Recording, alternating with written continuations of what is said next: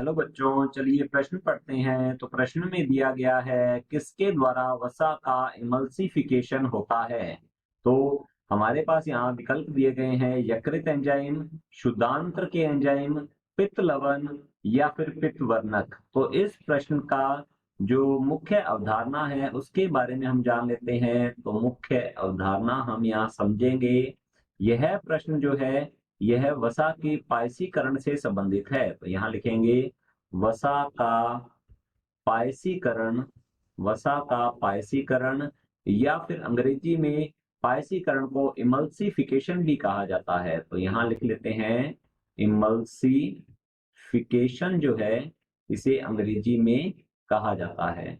तो यदि बात की जाए वसा के पायसीकरण की, तो वसा का पायसीकरण जो है इसमें पित्त रस जो है वो सहायक होगा। और वसा के पायसीकरण से तात्पर्य क्या होता है ये भी हम समझ लेते हैं। तो वसा के पायसीकरण से तात्पर्य होता है वसा की जो बड़ी बूंद होती है, वसा की बड़ी बूंद, वसा की जो बड़ी बूंद होती है इसका पाचन आसान नहीं होता क्योंकि इसका पृष्ठीय क्षेत्रफल कम होता है, जिससे कि लाइपेज एंजाइम इस पर कार्य नहीं कर पाता, अर्थात इसका पाचन नहीं कर पाता ढंग से। तो होता क्या है, वसा की जो बड़ी बूंद है इसे वसा की छोटी बूंदों में तोड़ दिया जाता है।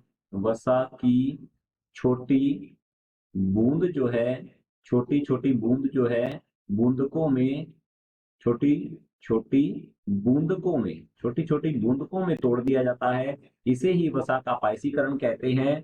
तो ये छोटी छोटी बूंदों में तोड़ने के लिए पित्त रस सहयोगी होता है। तो यहाँ लिखेंगे ये कार्य है पित्त रस का।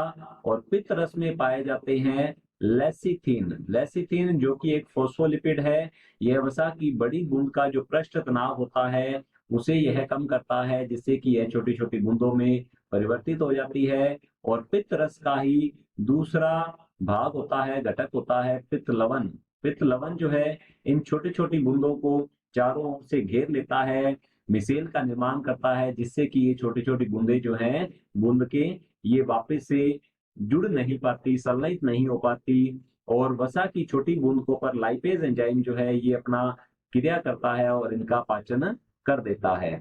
तो इस प्रकार से वसा की छोटी छोटी बूंदकें जो है ये कहलाती हैं पायसीकृत वसा। तो इन्हें हम कहते हैं पायसीकृत वसा। तो यहाँ पर हमने समझा है कि वसा का पायसीकरण क्या होता है। वसा के पायसीकरण से तात्पर्य होता है कि वसा की एक बड़ी बूंद जो है इसे पित्त रस वसा की छोटी छोटी बूंदकों में परिवर्तित कर देता है। इसे ही पायसीकृत वसा कहते हैं। और पायसीकृत वसा जो होती है इस पर लाइपेज एंजाइम जो है क्रिया करता है और इसे परिवर्तित कर देता है इसके सामान्य घटकों में, इसकी छोटी छोटी इकाइयों में, जो कि इसकी छोटी इकाइयां हैं, जैसे कि ग्लीसरोल में, ग्लीसरोल, और इसे वसीय अम्ल, वसीय अम्ल या फिर मोनोग्लिसरोइड वसा के अंदर परिवर्तित कर देता है। तो हमारे पास यहाँ दिया गया है किसके द्वारा वसा का इमल्सिफिकेशन या पायसीकरण होता है। तो वसा का पायसीकरण जो है पित्त रस की सहायता से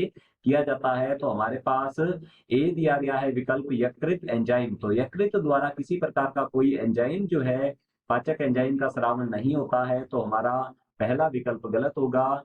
विकल्प दूसरा दिया गया है शुद्धांत्र के एंजाइम। तो शुद्धांत्र के एंजाइम भी पायसीकरण में सहयोग नहीं करते हैं। तो हमारा दूसरा विकल्प भी गलत होता है। तीसरा विकल्प है पित्त लवण। तो बिल्कुल हमारा सही उत्तर है पित्त लवण। पित्त लवण जो है यह वसा के पायसीकरण में सहयोगी है।